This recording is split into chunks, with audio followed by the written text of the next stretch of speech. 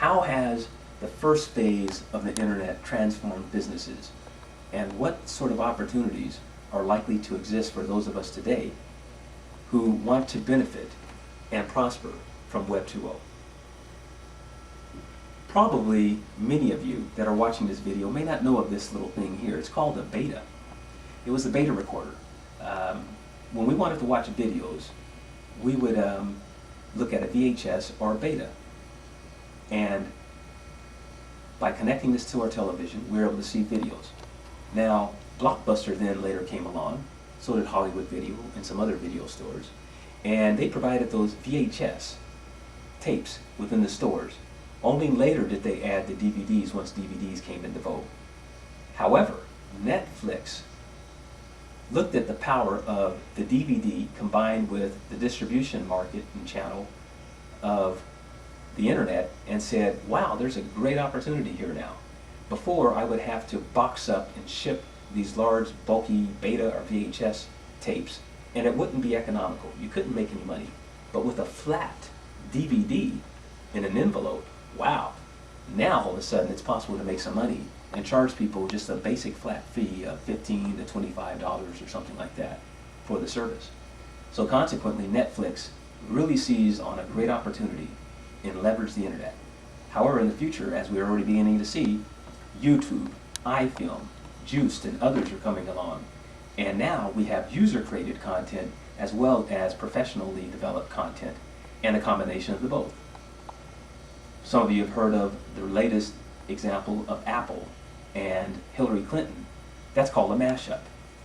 We mash up an old Apple image or commercial with some imagery from current day, Hillary Clinton, and we splice those things together.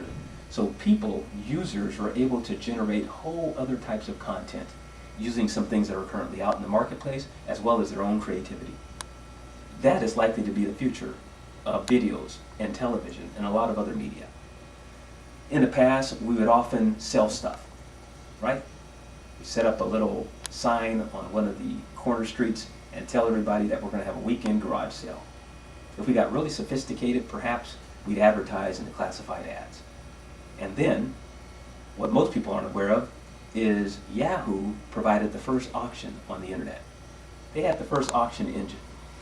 But of course, they were eclipsed by eBay as they began to focus, Yahoo that is, began to focus primarily on becoming a portal and a search engine.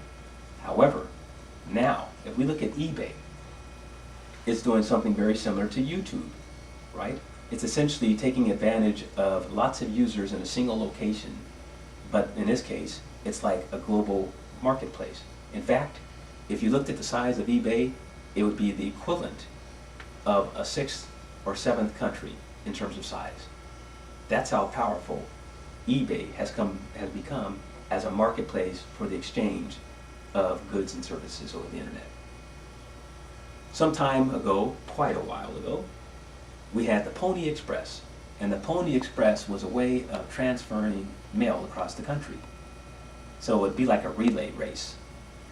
A group of individuals riding on horseback would transfer the mail, run a certain distance, then hand it off to the next person along the way, and eventually that mail would get, by Pony Express, delivered from the East Coast to the West Coast, or vice versa.